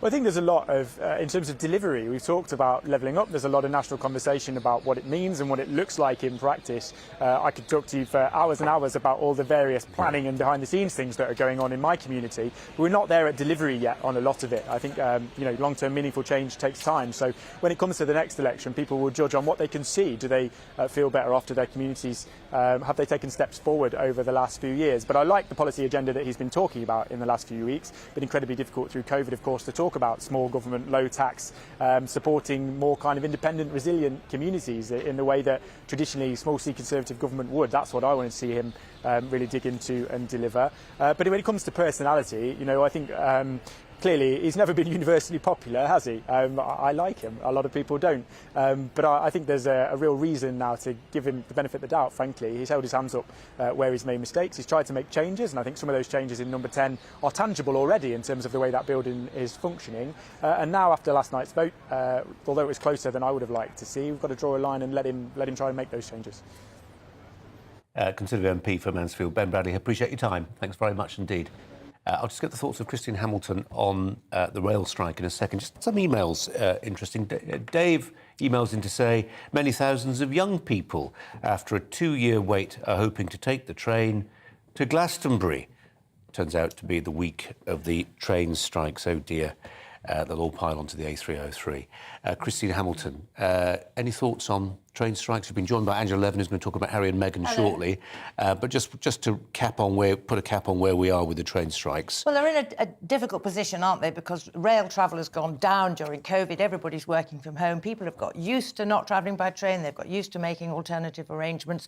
But clearly the unions feel that now is the time. I mean, they will have done a calculation as to what's going on that week, won't they? It'll be Glastonbury and I don't know what else, but there'll be all sorts of things that will be messed up by this. More than 40% of strikes work, and very often it's the threat of strike action that actually achieves the results. So one assumes that the union bosses think that they are going to get something for their members, and they don't really care what they inflict on the rest of us. And I can't see the government standing up to it powerfully. I mean, Ronald Reagan, when his air traffic controllers went on strike, he sacked a lot of them. I can't see that happening. Boris has got other things on his plate. No, that is true, isn't it? Christine, for now, thanks very much indeed. Well, photographs have been released of Prince Harry and Meghan Markle's daughter, Lilibet. Again, apologies if you're listening on the radio. There it is, if you're watching on the telly or elsewhere. It's her first birthday. It's understood that the Duke and Duchess of Sussex were effectively banned from publishing photographs, or at least the photographer was banned from taking them, when Lilibet met her great-grandmother, Queen Elizabeth, a.k.a. Lilibet, her pet name as a child. Such is the degree of suspicion, we're told in the palace, that the Sussexes will leverage their association with the monarch for their own PR purposes. Prince Harry, who's still only 37, is due to publish his memoirs later in the year. You can see how this all begins to fit together, perhaps. The royal biographer, Angela Levin, is here. Angela, welcome. Thank you. Nice to see you. And you've had a very busy weekend, so thanks for breaking off your rest period. You speculated last week, memorably and pithily, that you thought that they would cause trouble. Yes. I'm sure they did they? They did. Well, I thought they were like petulant teenagers, really. If they didn't get what they wanted, they would leave. And they left early? They did leave early. They left before the pageant on Sunday. But they also didn't go to anything else, you see. They wanted to stay together as a family. I mean, that's a nonsense thing, you know. You're with your family the whole time. You don't sort of use that as an excuse, as if you're so close. I thought it was very poor show. I also was most furious when we saw them through a car window. Harry had made a huge fuss about the protection, and he's suing the Home Office because they haven't given him enough protection in the past, or haven't for the present or the future. And there he was in a car with black windows, so they've obliged them with that so nobody could see who it was. And they both opened the windows right down and started waving at the people. That was an indication to me they couldn't be out of the spotlight. However, that is very dangerous. Someone can throw a bomb in or a load of tomatoes in through the window. I mean, you make yourself very vulnerable. You see the price of tomatoes at the moment. That is Wouldn't waste them on that pair. It's such a hypocrisy, isn't it? And actually, they also flew back on a jet that cost £160,000, but that's their business. But it put out 10 times more carbon emission than a normal plane would. Now, here we've had them telling us all we mustn't fly, we must be careful, we must listen about what's happening to the Commonwealth and the whole world of it. We mustn't let all this carbon emission carry on. And there they are doing it themselves. And I think it's so terrible because they don't discuss it with us and say, how can we all improve? They just give a lecture. They tell us what to do, as if they know much more than any of us, when they're not scientists, they're not experts, but that's how they feel. They're very, very grand. And on the specific point about what happened when Lilibet met Lilibet, yes, insofar as that was a meeting, do we know what was said, what was ordered, what was demanded? Well, they wanted to see the Queen as soon as possible. So she saw them on the Thursday after all the horses and stuff. And she went in, and then they asked if they'd brought their own photographer, and they asked if he could take a picture of the two Lilibets. And she said, no, it was absolutely not possible. Absolutely right, because they would have sold it, they would have used it for Netflix. It would give them a kudos that they had her with her great-grandmother. You know, it would be very valuable to them. But actually, the palace was so clever and cunning that they never had a chance to be photographed with any of the senior royals, which I heard later today that they were across. Netflix had wanted these pictures of them with royals, but they were sat on the right-hand side, and the rest of them, you know, Camilla, Charles, Catherine and William were on the other side. So it was so far apart that you couldn't even really look round and say something. So they're not silly there. I think they've sort of managed it very well. But they just went off, you know, probably in a rage, that they could see the changes. I think they felt that everyone would drop everything, even on this amazing day, because they were there. They'd come back. They're the heroes that have come back to save us all. And actually, they didn't think that. Everyone's moved on. And the top royals have got closer because they're not there, and Harry has wounded them. As shown on that final balcony shot, which they could have been part of, Angela, if they hadn't decided to throw their toys out of the cot. We've got to leave it there. Okay. We can do some more bitching soon. Angela Levin, thanks very much indeed. Coming up, the men's England football manager Gareth Southgate has said racist abuse aimed at England players in the final of the 2020 European Championships, that's right, had played a part in his decision around who to pick to take spot kicks at tournaments. Anyway, the point is, the BLM-inspired taking of the knee. We'll discuss that with Nick Buckley. Stay with us.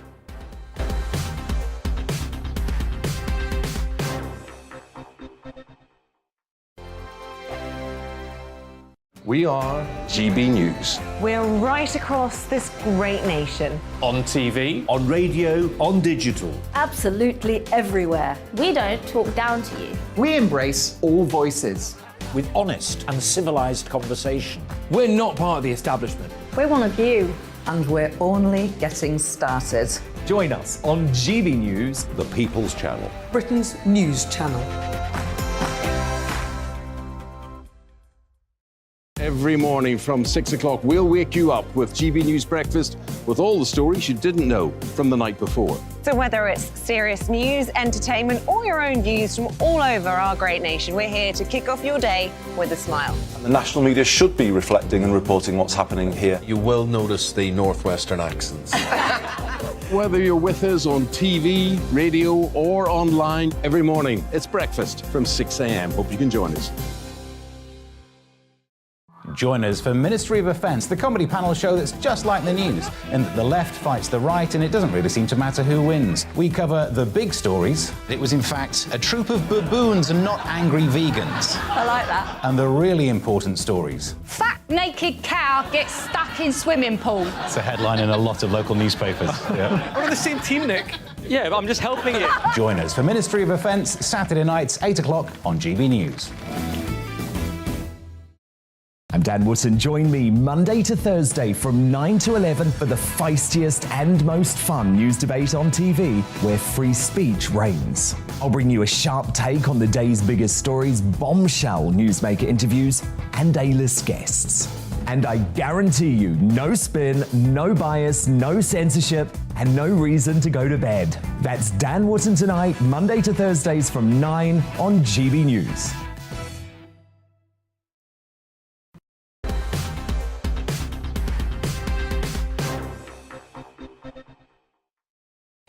The German national football team will join England in taking the knee before their friendly match in Munich tonight. It's been billed as a show of solidarity after England's players were booed by Hungarian fans, most of whom were children, when they took the knee ahead of their defeat in Budapest at the weekend.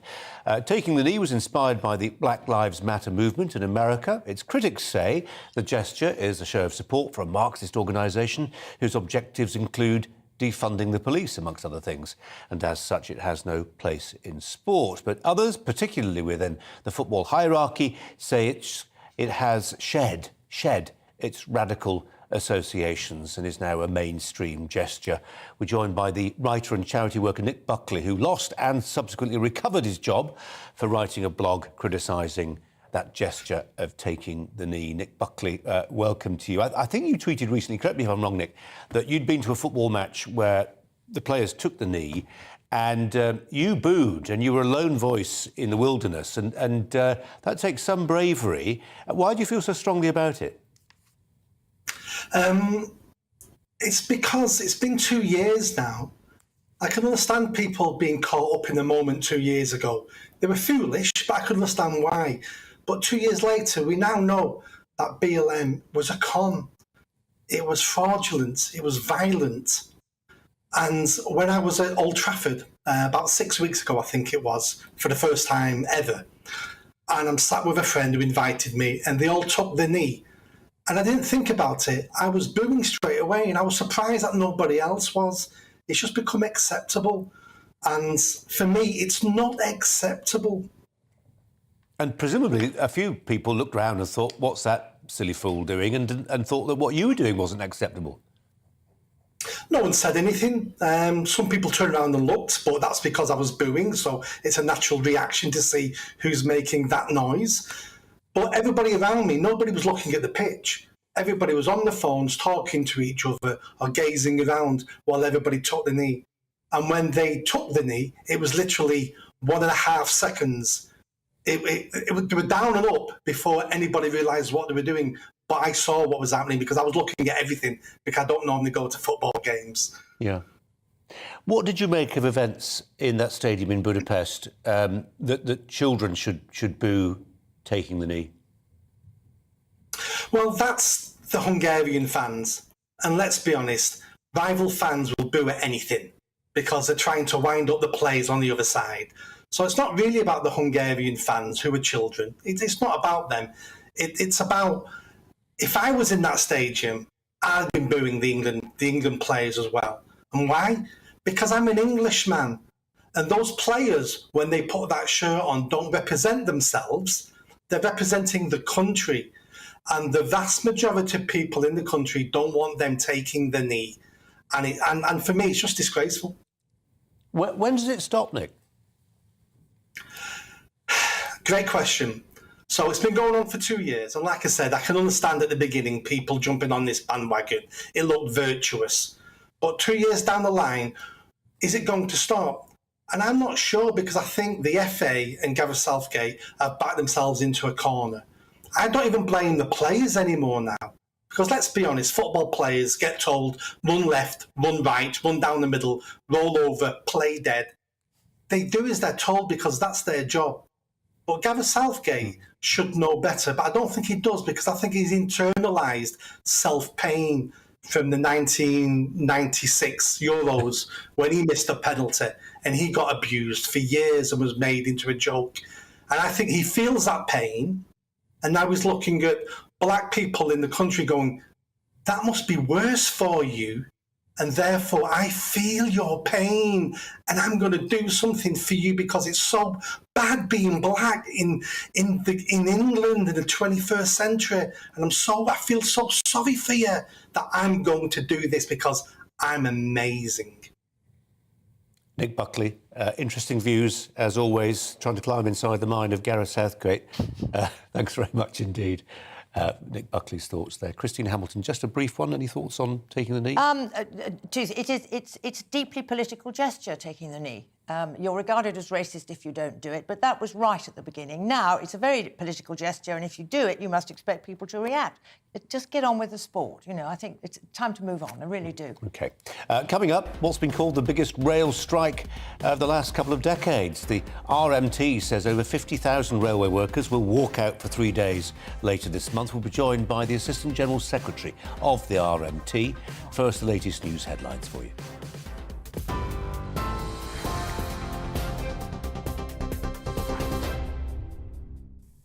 Thank you. Good afternoon. It's 5:34. I'm Miranda Shunker in the GB newsroom. More than 50,000 rail workers are taking part in a 3-day national strike. It's the biggest walkout on the network in over 3 decades. The RMT union says the industrial action will take place on the 21st, 23rd and 25th of June. It's after unions and rail bosses failed to reach an agreement in a dispute over pay freezes and job cuts. The Prime Minister says his fundamental instinct now is to cut taxes to deliver economic growth. Boris Johnson told his cabinet the government will now focus on what matters to the public. The PM thanked them for their support after he saw off a vote of confidence in his premiership last night, with 148 Tory MPs choosing not to back him. The number of people using food banks has risen from 1 in 10 to nearly 1 in 6. The Food Standards Agency says 3/4 of people say the cost of food is a major future concern. More than a fifth of those surveyed in March are skipping meals because they don't have enough money to buy food. And West Midlands police have released pictures of 2 suspects they want to speak to after a man was doused in petrol and set on fire in Dudley. One of the men has been named as 30-year-old Stephen Burden. A second male is also being sought after the attack at a petrol station forecourt last Thursday. And anyone using a Apple phone will be able to edit and even unsend text messages soon in a new software update to be released later this year. The company have also announced an update to Apple Pay, which allows people to split the cost of a purchase into multiple payments over a 6-week period. Well, on TV, online and DAB Plus radio. This is GB News. Back to Brazier in just a moment.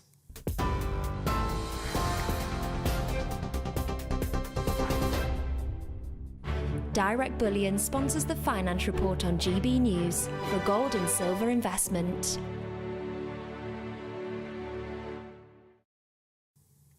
And here's a quick snapshot of today's markets. The pound is 1.260 to the dollar and 1.177 to the euro. And the price of gold currently stands at £1,469.30 per ounce. Direct Bullion sponsors the Finance Report on GB News, investments that matter. We are GB News. We're right across this great nation. On TV, on radio, on digital. Absolutely everywhere. We don't talk down to you. We embrace all voices. With honest and civilised conversation. we're not part of the establishment. We're one of you. And we're only getting started. Join us on GB News, The People's Channel. Britain's news channel. Every morning from 6 o'clock, we'll wake you up with GB News Breakfast with all the stories you didn't know from the night before. So whether it's serious news, entertainment, or your own views from all over our great nation, we're here to kick off your day with a smile. And the national media should be reflecting and reporting what's happening here. You will notice the northwestern accents. Whether you're with us on TV, radio, or online, every morning, it's breakfast from 6 a.m. Hope you can join us. Join us for Ministry of Offence, the comedy panel show that's just like the news, in that the left fights the right and it doesn't really seem to matter who wins. We cover the big stories. It was in fact a troop of baboons and not angry vegans. I like that. And the really important stories. Fat naked cow gets stuck in swimming pool. It's a headline in a lot of local newspapers. Yeah. We're on the same team, Nick. Yeah, but I'm just helping you. Join us for Ministry of Offence, Saturday nights, 8 o'clock on GB News. I'm Dan Wootton. Join me Monday to Thursday from 9 to 11 for the feistiest and most fun news debate on TV, where free speech reigns. I'll bring you a sharp take on the day's biggest stories, bombshell newsmaker interviews, and A-list guests. And I guarantee you, no spin, no bias, no censorship, and no reason to go to bed. That's Dan Wootton tonight, Monday to Thursdays from 9 on GB News.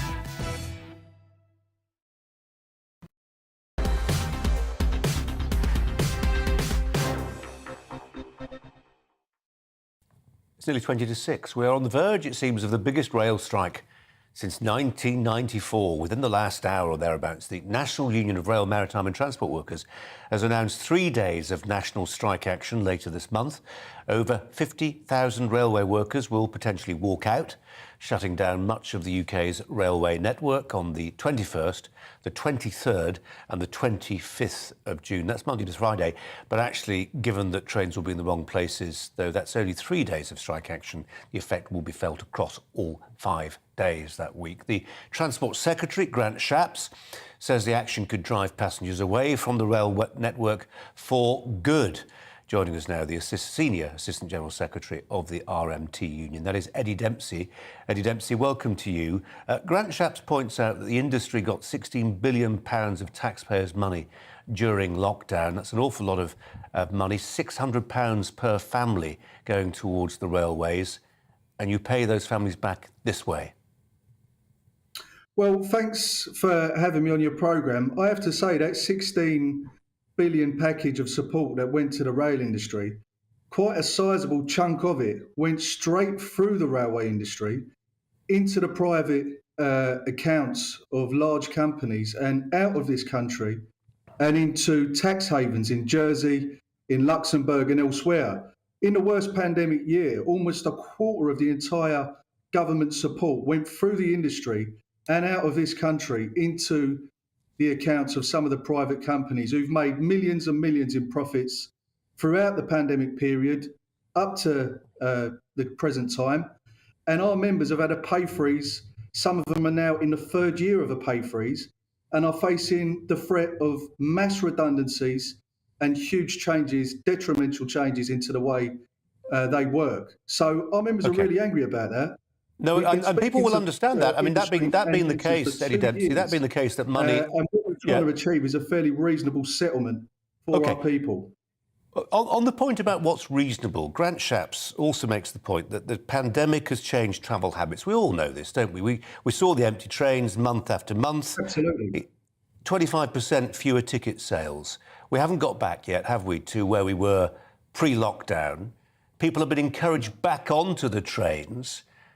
And we're still in that period where people are learning relearning old habits, like taking the train.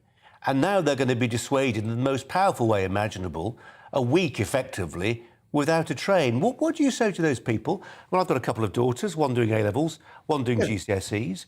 You tell me how I get them to school that week to take their exams. Well, look, I appreciate people will feel frustration about this. We've all got people that need to use the trains too. We understand that, but Grant Shapps has had a 6% pay rise in that time over the period.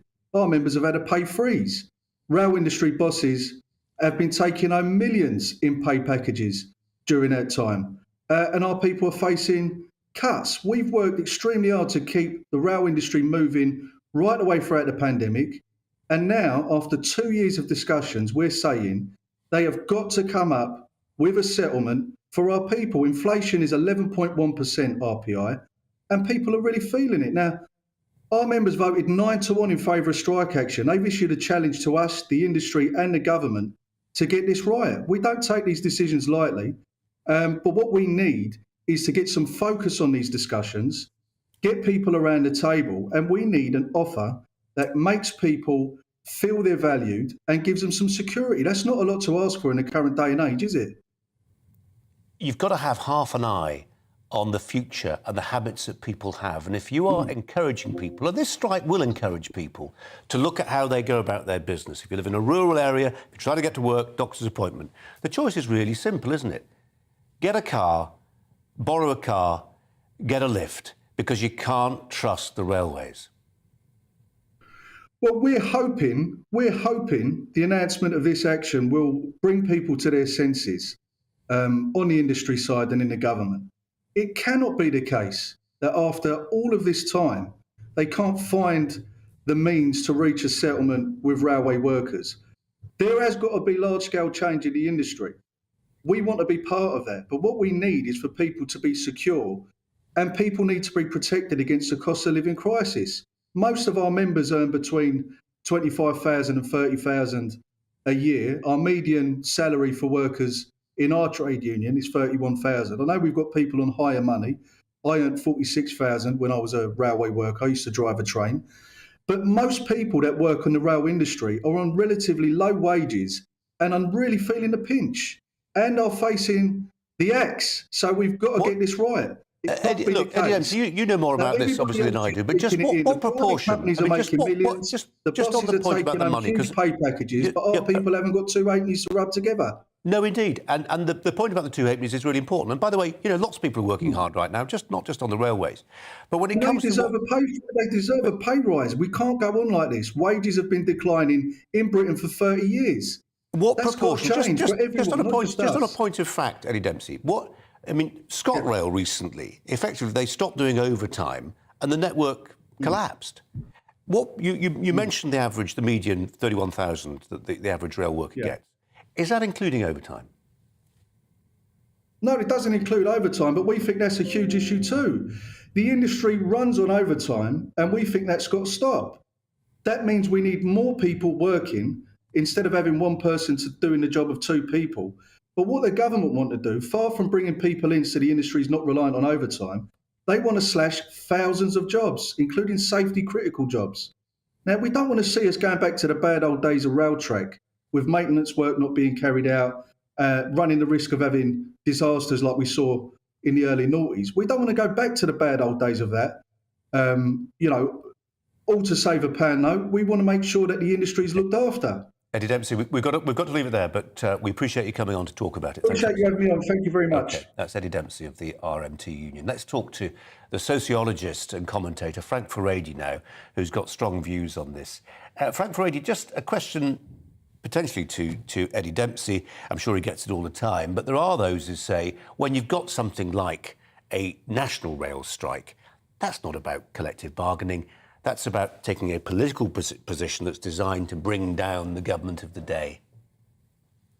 Well, it is that, but it's a very interesting strike, because the strike is really against the people of this country, because the people that are going to suffer no matter what are the ordinary commuters. It's people like people that have got to go to school, they got to go to work. We are already faced with a situation where the transportation system has become totally chaotic, and what I really worry about is that the political consequences of yet another strike in the transportation industry is going to have a demoralizing impact upon everyday life in our society. When you read about all these different stories of chaos in terms of air traffic, now in addition to that, we've got the strike in London with the tube, we got the rail strike now, and I think the cumulative effect of that is going to be extremely negative. Particularly in summertime, as you're going into what is meant to be a holiday period. People are going to feel extremely depressed by the fact that they just simply cannot trust the transportation system. So for me, this strike, what's really bothering me is that it's an impact, it has an effect upon ordinary everyday people rather than on the rail bosses or on any particular group in society. Frank Furedi, we're out of time today, but we appreciate yours. Thanks very much indeed. Frank Furedi joining us there from Italy. Now, electric car purchases, they are surging as fuel prices reach, as you know, record highs. Full tanks of diesel and petrol now cost nearly £102 and £98 respectively. Last month, Britons bought 15,448, it's a very precise figure, isn't it, electric vehicles. The key point is that is a fifth higher, a 20% increase on the previous month. So our question, would rising fuel prices make you consider switching to electric? I think the question might be, would you switch to a car, given the current state of the railways, or soon to be? The broadcaster and car dealer, Danny Kelly, joins us, as does here in the studio Quentin Wilson, the motoring journalist and transport campaigner. Danny, we'll start with you. If memory serves, you're no fan of the electric car. Have I got that right? No, I'm not a fan of retailing electric cars. I won't touch them with a barge pole. And allow me to qualify that. The actual manufacturer's warranty are garbage. If you look at a Tesla, they'll only guarantee or warrant it up to 50,000 miles. We're not talking about the battery, we're talking about the car. So it's a 4-year guarantee of a maximum 50k. At the other end of the spectrum is a Renault Zoe, and that's even more garbage. That's 2 years. Now, battery's one thing, but if a manufacturer doesn't have the confidence to put a decent warranty on a car, particularly Teslas, look at them. They're gorgeous, but they're about 80 grand or 100 grand. But as soon as you get to 50k, they won't assist you. So as a used car dealer, and I would say 95% of used car dealers, they just won't touch them because they're second-hand, battery degradation. Tesla allow up to 30% degradation over, I think it's an 8-year period. So if I wanted to buy a 2014 Tesla to retail it, I'd have to have a conversation with the new owner to say, look, Tesla can't guarantee that it's going to be over 70%. All of those sort of things accumulate and add up and make it an impossible position for me to be in. So I'm going to stick to petrol and diesel. OK, Daniel, that's pretty clear. Quentin, where do you stand on this? Well, look, there are, hundreds of thousands of Teslas all around the world that are running quite happily. I've got one. I've done 25,000 miles in it. I've had no issues.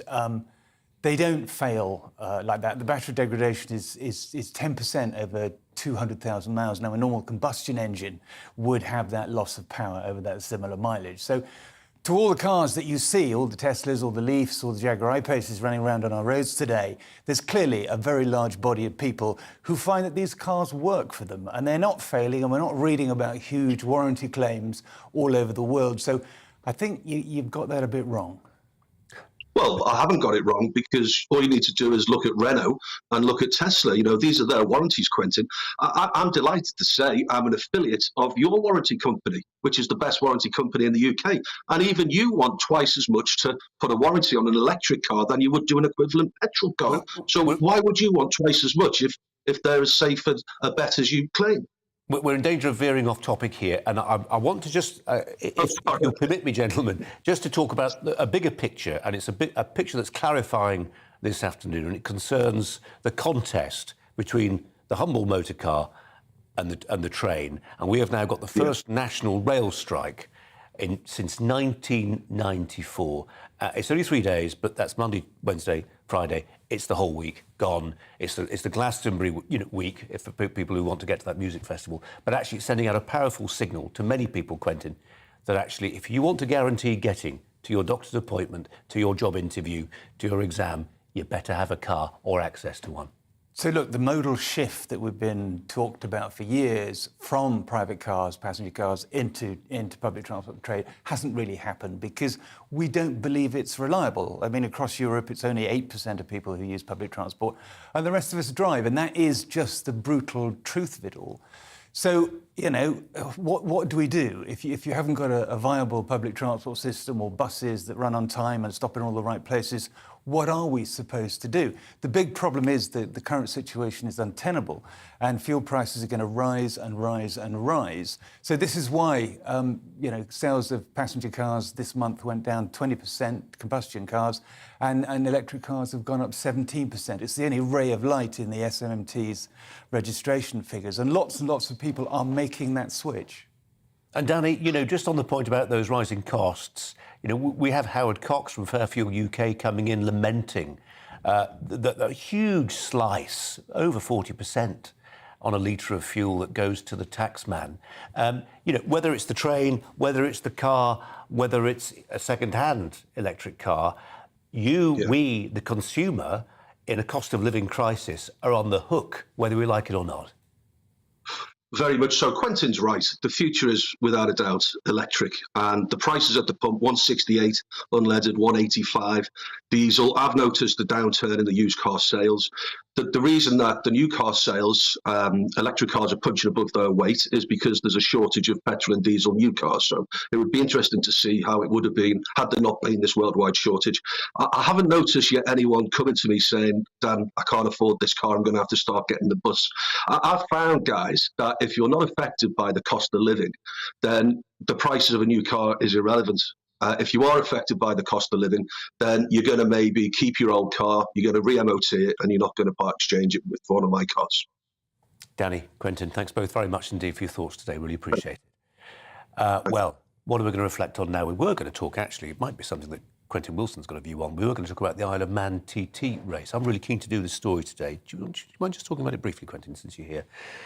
Since 1911, 260 motorcyclists have died in the Isle of Man TT races. We lost a 52-year-old yesterday, 3 over the course of the weekend. People might be listening to what I'm saying, thinking he's about to say the whole thing should be cancelled. Tragedies, but no. I think it's just the most wonderful thing that people know the risks and still want to do it, such as their love affair with a motorbike. It's an incredible tradition. It's a great race. It's a great place. Something's wrong, though, when you've got that level of fatality, and they need to do something about it. Absolutely not cancel it. People do, as you say, know that motorsport is dangerous, and you go into that knowing. But there has to be some kind of way of making the bends slightly less terrible, reducing maybe average speeds and things like that, because you can't have that amount of people dying at a sporting event for it to retain any sort of credibility and enjoyment. That shadow is always going to hang over it. Isn't it amazing that people still want to do it, though? Yeah, I know. I know. But here's the argument. You have to protect people from themselves sometimes. And it is a great tradition, and we should carry on with it, but let's put some engineering in it to make it safer. They managed to make the Grand National jumps a little bit safer, so and why Formula can't they do One. it? Yeah, so absolutely. It surely can be done. Quentin, Christine, thanks both very much indeed. Really appreciate your time today. Thanks ever so much. And your time too. Michelle Dewberry is coming up next, reflecting, I'm sure, on that news that we are facing, the first national rail strike in the UK since 1994. We've just heard from the RMT. They say their members are simply not paid enough. Grant Shapps, the Transport Secretary, said it's madness. They've been given £16 billion, the equivalent of £600 for every family in the country in terms of taxpayers' money. And right now, the number of people travelling by train is 25% down on what it should be. They're cutting off their nose to spite their face. Are they? Michelle Dewberry is next. Stand by. Hello again, I'm Aidan McGivern from the Met Office. Fine in the north today, but showers are starting to develop in the south, and overnight there'll be rain for many places away, that is from the far north, where a ridge of high pressure remains, but further south low pressure lurks. One just departing from the North Sea, one arriving for overnight. And that will bring some showery rain initially to the far southwest into the evening, and then that spreads into Northern Ireland, Wales, central and southern parts of England before arriving into northern England and southern Scotland overnight. A couple of hours of heavy and persistent rain in places, but for the southwest as well as Wales, it clears up by the end of the night. Of course, the cloud and the rain will allow temperatures to stay up 13 to 15 Celsius for most, and for northern Scotland, well, the rain stays away and it's a cool start to Wednesday. But a bright